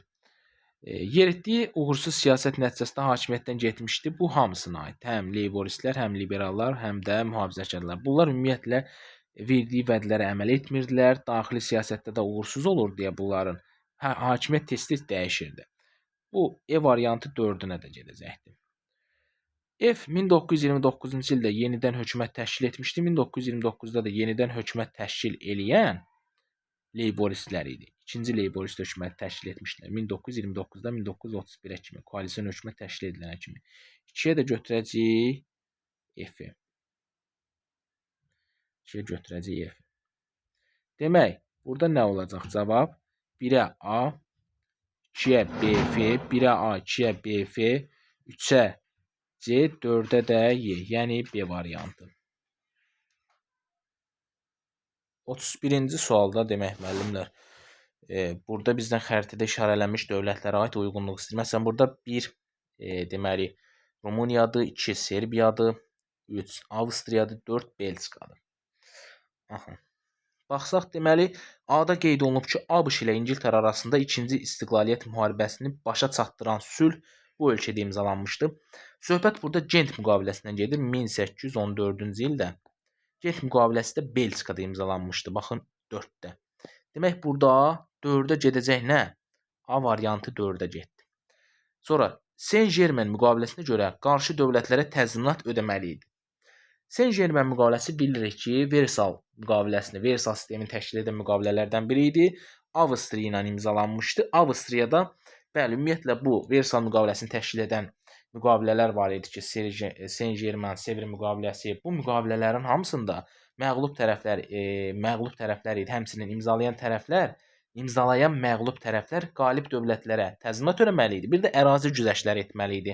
Həmçinin qoşunlarını da məhdudlaşdırmalı idilər. Bu doğru fikirdir. Yəni Avstriyaya aid xüsusiyyətdir bu B variantı. Avstriyada burada 3-dür. Daha sonra 1-ci Dünya müharibəsinə qoşulması ilə Dördlər İttifaqı təşkil edilmişdi. 1-ci Dünya müharibəsinə qoşulması ilə Dördlər İttifaqı təşkil edilmişdi. 1-ci Dünya müharibəsinə qoşulması ilə Dördlər İttifaqı təşkil edilən dövlət bu Bolqarıstan idi ki, Bolqarıstan müharibəyə qoşuldu, Dördlər İttifaqı oldu. Bolqarıstan da burada işarələnməyib. Bolqarıstan yeri buradır. İşarələnməyib deyə biz onu heç birini götürmürük burada. Bizdə işarələnən dövlətlərə aid uyğunluq lazımdır. D-də deyir, Paris Sülh Konfransında mandat hüququ alan dövlətlərdən biri idi. Paris Sülh Konfransına görə mandat hüququ almışdı İngiltərə, Fransa, Belçika, bir də Yaponiya. Belçikada 4 idi. 4-ə yenə götürəcəyik nəyi? D variantı. A-nı da götürdük, D-ni də götürdük 4-ə. E-yə baxsaq, 19-cu əsrin 2-ci rübündə muxtariyyət əldə etmişdi. 19-cu əsrin 2-ci rübündə muxtariyyət əldə edən Serbiyadır 2. 1829 Ədirnə sülhünə görə Moldova, Valaxiya, Serbiya muxtariyyət əldə etdi. Yunanıstan da müstəqillik əldə edirdi. 2-yə götürdük nəyi? E-ni. F-ə baxsaq, 1918-in mayında təslim olaraq 1-ci Dünya müharibəsini tərk etdi. Bu da Rumıniya idi 1.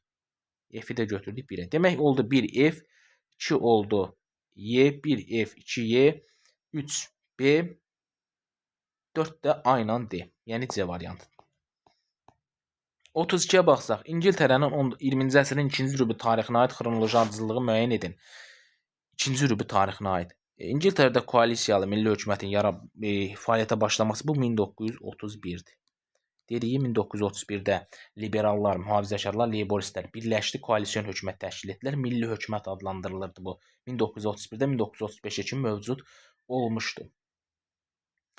Həmçinin dedik, xarici mallar üzərinə də yüksək gömrük rüsumu qoymuşdu. Aşağı təbəqəni nədir bu? Aşağı təbəqəni azad etmişdi.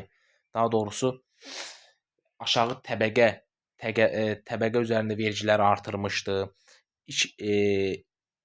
İlk leyborist hökumətinin təşkil edilməsi 1924. Tətil və nümayişləri qadağan edən qanunun qəbul edilməsi 1927.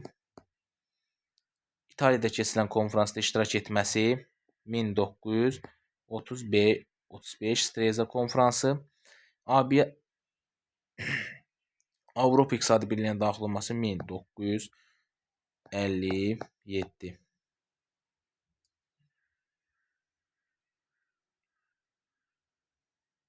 Demək, burada nə olacaq cavab? Demək, bizdən deyir İngiltərənin 20-ci əsrin 2-ci rübü tarixinə aid xronoloji ardıcıllıq. Həmən bu 20-ci əsrin 2-ci rübü deyirsə, biz burada nəyi çıxırıq? 5-i çıxırıq, 3-cü rübüdür. 2-ni çıxırıq, 1924 1-ci rübüdür. Deməli, biz xronoloji ardıcıllığımızı quracaq nə ilə? Həmən bu yerdə qalan 1, 3, 4-cü cümlələr, 1, 3, 4-cü fikirlərlə, o da biri, demək, birinci gələn orada tətil və nümayişləri qadağan edən qanun 1927-dir. Sonra 1931 Milli Hökumətdir. 1, daha sonra İtaliyada keçirilən konfrans Streza konfransı 1935. Demək, olacaq 3, 1, 4 D variantı. 33-ə baxsaq, 1990-cı ildə Küveyti işğal etmiş dövləti xəritədə müəyyən edin. O da dedik İraq ərazisi. İraq idi ki, Küveyti işğal etmişdi 1990-da. 7-dir o da. 7-dir C variantı. Burada 3 Pakistan, 2 Əfqanistan, 1 Özbəkistan, bura Türkmenistandır, bura İrandır, 6, 7 İraq, 1 İordaniya, 5 də Türkiyədir. 34-də baxsa, İtaliyada Mussolini hökumətinin daxili siyasətinə aiddir. İqtisadiyyatın bütün sahələrinə dövlət korporasiyaları yaratdı. Bu daxili siyasətdə götürürük. Bütün silahlı qüvvələr tam olaraq nəzarətinə keçirib diktator rejim qurdu. Dedik, tam diktator rejim quranmır. Kilsəyə böyük məbləğdə pul ayıraraq hakimiyyətini tanıtdırdı. Doğrudur. Daxili siyasətinə aiddir. İşğalçı siyasəti yerdələ Efiopiyanı işğal etdi. Bu da eləyib 1935-36. Bu xarici siyasətinə aiddir. Daxili yox, ona görə götürmürük. Faşistlər istisna digər partiyaların fəaliyyətinə icazə verildi. Əksinə, faşistlərdən başqa bütün partiyaların fəaliyyəti qadağan edildi. Cavab orada 1 ilə 3 olacaqdır. Yalnız 1-3 variantı. 35-ə baxsaq, 20-ci əsrdə ABŞ-ın köməyindən istifadə etmiş dövlətləri tamamlayın. 20-ci əsrdə ABŞ-ın köməyindən istifadə etmiş dövlətləri, deməli, Cənubi Vyetnam eləyibdir, Cənubi Koreya etmişdir köməyindən istifadə, indi tamamlamalıyıq. Çin Xalq Respublikası dedik, ABŞ-ın yox, SSR-in köməyindən istifadə eləyirdi. Koreya Xalq Demokratik Respublikası ABŞ-ın yox, SSR-in köməyindən istifadə eləyirdi. Əfqanistan istifadə etmişdi. Məsələn, 1979-da SSR qoşunlarını yeridəndə ABŞ qoşunları Əfqan ordusuna kömək etmişdi. 3-ü götürürük. Tayvan Respublikası demişdik, ANC-ın köməyi ilə qurulub elə 1949-da, onu götürürük. Bir də burada ADR qeyd olunub. ADR də demişdik ki, SSR-i yaradıb da ADR. O da ABŞ-a dəxli yox idi onun. AFR olsaydı götürərdik. 5-i də götürmür. Cavab orada 2 ilə 3 olur A variantı. Deməli, xəritədə rəqəmlə işarələnmiş ərazilər üçün oxşar cəhətlərin sayını tapın deyir. Bu sualda, həmən bu 36-cı sualda. Demək, burada 2 Liviyadır, 1 İraqdır. 2 Liviya, 1 İraq. Deməli, deyir, müsəlman əhaliyə qarşı soyqırımlar həyata keçirilmişdi. Bu, Liviyada da var, 20-ci əsrin 20-30-cu illərində. İraqda da var, o dedik ki, İraq türkmənlərinə qarşı keçirilmişdir. Bir doğrudur, oxşardır. 20-ci əsrdə Osmanlı İmperiyasının tərkibindən çıxmışdı. Bəli, həm İraq, həm də həmən bu Liviya 20-ci əsrdə Osmanlı tərkibindən çıxıb. Həmən bu, elə hər ikisi 20-ci əsrin 2-ci 10 illiyində çıxmışdı. Bu, məsələn, elə İtaliya Trablis müharibəsi nəticəsində deyirdik ki, çıxıbdır. Osmanlının tərkibindən 1911-12-ci ildə İtaliya ilə apardığı Trablis müharibəsi nəticəsində həmən bu Osmanlı Liviyanı itirirdi. Afrikadakı sonuncu mülkünü itirirdi. Bir də İraq ərazisidir ki, bu da 1917-ci ildə apardığı müharibələr nədir bu? İngiltərənin işğalı altına keçmişdi.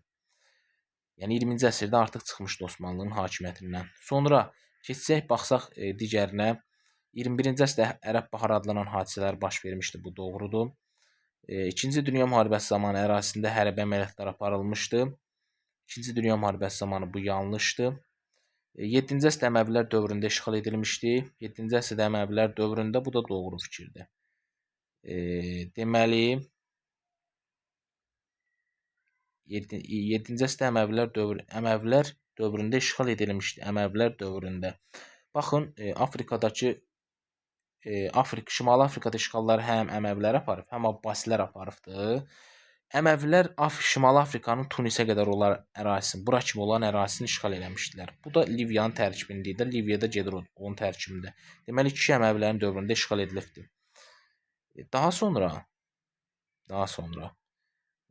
biz deməli baxsaq nə? İç xəlifələr nədir bu? Bir isə burada dedik ki, İraq ərazisi, düzdürmü? İraq isə artıq iç xəlifələrin dövründə işğal edilmişdi. Bu, mən düz qoydum buna. Bu yanlışdır. Bu yanlış fikirdir.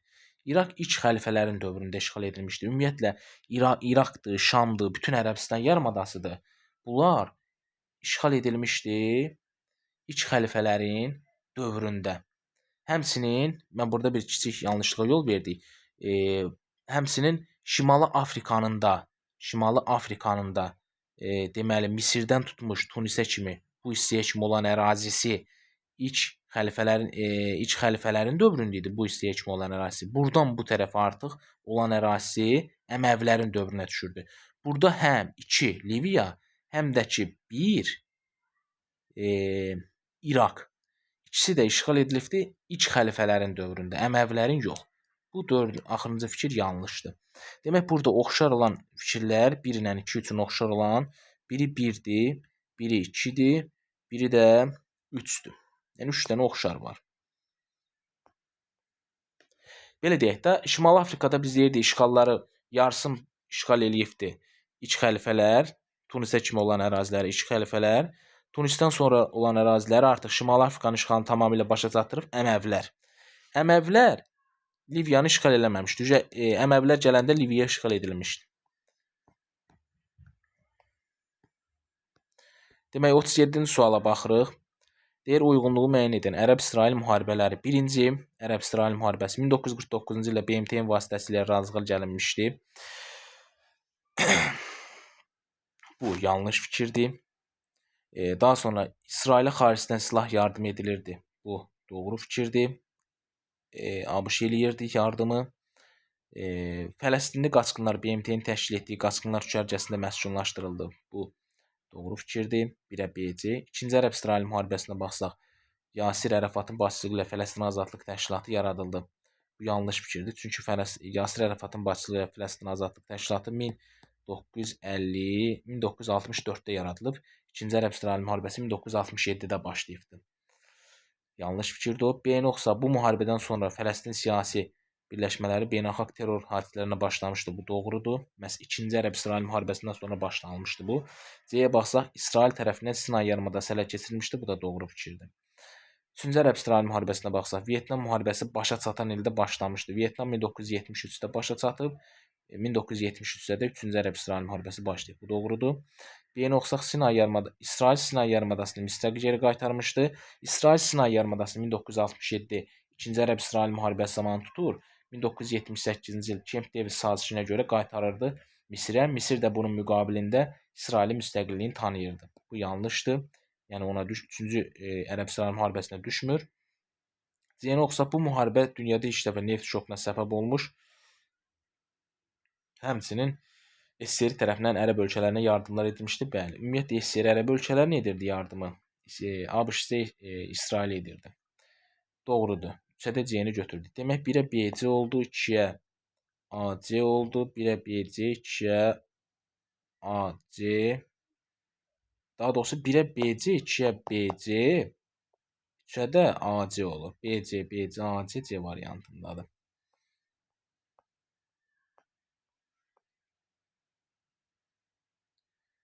-49-a baxsaq, daha doğrusu 49 nə idi? 38-ə. Deməli, düzgün fikirləri müəyyən edin. Soyuq müharibə dövrünə müəyyən etməliyik biz, ABŞ və SSR tarixinə aid düzgün fikirləri. ABŞ atom bombasından istifadə etmişdi. Soyuq müharibə dövründə ABŞ atom bombasından istifadə etməyib. ABŞ atom bombasından istifadə edib 2-ci Dünya müharibəsi zamanı. Bir yanlışdır. 2-yə baxsaq, AFER və Türkiyəyə yardımlar etdi. Bəli, həm AFER həm Türkiyəyə yardımlar etmişdi. Elə Marshall planına əsasən deyə bilərik. Soyuq müharibə dövrünə düşür. 2-ni götürdük. 3. Rəhbəri 1959-cu ildə SSRİ-yə səfər təşkil etdi. Bu əksinə idi. 1959-da SSRİ-nin rəhbəri Nikita Xruşov ABŞ-a səfər təşkil edirdi. 3 yanlışdır. SSRİ-yə keçsək, 4 qeyd olunub. AFER ilə əlaqələr yaratmışdır. Almaniya Federativ Respublikası ilə əlaqələr yaratmışdır. Bu doğru fikirdir. AFER ilə əlaqələri AFER-də Willy Brandt hakimiyyətdə olanda yeni koalisiyalı hökumət onda əlaqələr yaratmışdı. 4-ü götürürük. İlk olaraq Baltikyanı ölkələr tərkibindən çıxmışdı. SSRİ-nin. Bəli, ilk olaraq Baltikyanı ölkələr tərkibindən 1990-cı ildə çıxıbdı. Bu da soyuq müharibə dövrünə düşür. Götürürük 5-i. 6-ya baxsaq, əmlakın bölüşdürülməsi haqqında Daşkənd müqaviləsi imzalanmışdı. O Daşkənd müqaviləsi 1992-ci ildə imzalanıbdı. Soyuq müharibə dövrünə düşmür. Bizə 1991-dən 1946-dan 1991 aralığına aid hadisələr lazımdır. Yəni soyuq müharibəni əhatə etdiyi dövr. O da 6-cı fikir 92-dir, düşmür. 1-ci fikir 45-dir, düşmür. 3-cü fikir isə yanlış fikir deyə götürmürük. 2, cavab 4, bir də 5 olacaq. 2, 4, 5 də, daha doğrusu 2, 4, 5 də, bəli, 2, 4, 5 də C variantındadır. 39-a aid uyğunluğu müəyyən etməliyik biz. Xəritəyə əsasən deyir uyğunluğu müəyyən eləyin. 1 yenə İraqdır, 2 Liviyadır, 3 Misirdir. 1978-ci ildə müstəqilliyi İsrail tərəfindən tanınmışdı. 1978-ci ildə müstəqilliyi İsrail tərəfindən tanınmışdı. Burada heç bir dövlətə aid deyil o. Sadəcə bunun tərsi var idi ki, Misir 1978-də İsrailin müstəqilliyini tanımışdı. Burada isə 1978-də müstəqilliyi İsrail tərəfindən tanınmışdı deyir. Yanlış fikirdir. 20-ci əsrin 2-ci rübündə Osmanlı mülkiyyətində idi. 20-ci əsrin 2-ci rübündə heç biri burada Osmanlı mülkiyyətində deyildi. Ümumiyyətlə 20-ci əsrin 2-ci rübündə Osmanlı mövcud olmayıbdı. C-yə baxsaq, 2001-ci ildə ABŞ-ın hərbi müdaxiləsi nəticəsində Səddam Hüseyn rejimi devrildi. 2001-ci ildə ABŞ-ın 2001-ci ildə yox, 2003 olsaydı bunu götürərdik 1-ə İraqa. Burada 2001 qeyd olunub, ona görə yanlış fikirdir. 2003-cü ildə Səddam Hüseyn rejimi İraqda devrilib. Bu yanlış fikirdir. D-yə baxsaq, bloklara qoşulmam hərəkatın yaradıcılarından biridir. Bu Misirdir. Götürəcəyik D-ni 3-ə. E-yə baxsaq, 20-ci əsrin 30-cu illərində bu ərazidə dinc əhaliyə qarşı kimyəvi silahdan istifadə edilmişdi. 20-ci əsrin 30-cu illərində bu ərazidə dinc əhaliyə qarşı kimyəvi silahdan deməli Ömər Muxtarın başçılığı ilə baş verən azadlıq mübarizəsi zamanı Liviyada həyata keçirilmişdi. Yəni Liviyada bunu İtalyanlar eləmişdi. Liviyaya aid xüsusiyyətdir, 2-yə aiddir. Bu kimyəvi silah məsələsi 2-yə götürdük E-ni. F-i də götürəcəyik. 2-ci Dünya müharibəsindən öncə bir tərəflik haqqında pakt imzalamışdı. O da aiddir İraqa. Deməli, cavab olacaq burada 1 F, 2 E, 3 də D. E variantı. 40-cı suala baxsaq, deməli 40-cı sual sonuncu sual olmalıdır. 40-cı sualda demək qeyd olunubdur. ABŞ 1-ci Dünya müharibəsi dövrü, 2-də qeyd olunub 2-ci Dünya müharibəsindən sonrakı dövr, 3-də isə hər iki dünya müharibəsi arasındakı dövrü biz nəzərdə tutmalıyıq, uyğunlaşdırmalıyıq. Demək, burada ABŞ-ın 1-ci Dünya müharibəsi dövrünə baxsaq, deyir, millətlər cəmiyyətinə qoşulmaqdan imtina etdi. Bu, 1-ci Dünya müharibəsi dövrü yox, 1-ci Dünya müharibəsindən sonradır. 1919-da Versal müqaviləsində imtina etmişdi. Götürmürük bunu, müharibə dövrü lazımdır bizə. 1917-nin aprelinə kimi bir tərəf qalmışdı, doğrudur. Balkan cəbhəsindəki hərbi əməliyyatlarda iştirak etmişdi, bu da doğrudur. Biz deyirik axı, 1918-ci ildə ABŞ qoşunları Almanları müharibədən məğlub etdikdən sonra artıq Balkan Almanların Fransa üzərinə hücumun qarşısını aldıqdan sonra 1918-də onlar Balkanlarda müttəfiqlər, o İngiltərə, Fransa, həmçinin ABŞ müttəfiqliyi Balkanlarda Serbiyanı, daha sonra Osmanlını təslim eləyirlər. sentyabrda, oktyabr, noyabr aylarında ardıcıl olaraq, yəni Balkan əməliyyatlarında iştirak edib. 1-ə BC. 2-yə baxsaq, 2-ci Dünya müharibəsindən sonrakı dövr. Yaponiyaya qarşı atom bombasından istifadə etdi. Baxın, bizə yazıb 2-ci Dünya müharibəsindən sonrakı dövr. Atom bombası müharibə dövrüdür, götürmürük bunu. B. Türkiyə və Yunanistana Sovet təhlükəsinə qarşı yardımlar etdi. Bu doğrudur. Truman doktrinasına görə etmişdi. Müharibədən sonradır. C. Konstitusiyada dəyişiklik edildi. Bu da doğrudur. 1946 artıq müharibədən sonra ABŞ konstitusiyasında Harry Truman'in dövründə dəyişiklik edilmişdi. Dəyişikliyə də görə bir prezident 2 dəfədən artıq prezident seçilə bilməz. Yəni bir şəxs 2 dəfədən artıq prezident seçilə bilməzdi. 3-ə baxsaq, iki müharibə arasındakı dövr, yəni həm 1-ci, həm 2-ci Dünya müharibəsi arasındakı dövrə baxmalıyıq ABŞ tarixinə aid. A-da qeyd olunubdur, Almaniya ilə sülh müqaviləsi imzaladı. Almaniya ilə sülh müqaviləsi hər iki müharibə arasında imzalayıbmı? Bəli, imzalayıb. 1921-ci ildə. Ümumiyyətlə, bu Almaniya ilə sülh müqaviləsini kim imzalamışdı? Almaniya ilə sülh müqaviləsini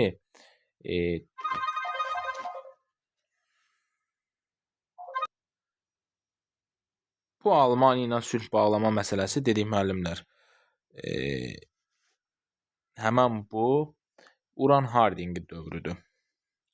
Nədir bu? Woodrow Wilsondan sonra hakimiyyətə gələn Uran Harding var idi ki, Harding hökumətinin xarici siyasətinə aid idi ki, ABŞ-da qeyd olunmuşdu, Almaniya ilə sülh müqaviləsi imzalayır ABŞ. Onun xarici siyasəti idi. Həmçinin deyirdik ki, onun dövründə Washington konfransında 1921-22-ci illərdə də iştirak edir ABŞ. Həmən bu Hardingin dövründə. Yəni, hər iki müharibə dövrünə düşür Almaniya ilə sülh müqaviləsinin imzalanması. 20-ci əsrin 20-ci illərinə düşür Hardingin dövrünə. B-yə baxsaq, Şərqi Asiyada mühacir axınına qadağa qoydu. Bu da doğru fikirdir. Bunu qadağa qoyan Calvin Coolidge idi. B götürdük. Calvin Coolidge'in də hakimiyyət dövrü ilə hər iki müharibə dövrünün arasında nə birin, nə ikinin dövrünə düşür. Sadəcə arasına düşür. C-yə baxsaq, Münhen konfransında iştirak etdi. Münhen konfransı iki müharibə dövrü arasında düşsə də, amma ABŞ iştirak etməyib deyə götürmürük onu. Demək, biri oldu B ilə C, 2 oldu B ilə C, 3-ə də oldu A ilə B. 1BC, 2BC, 3AB. Yəni B variantı olacaq cavabımız.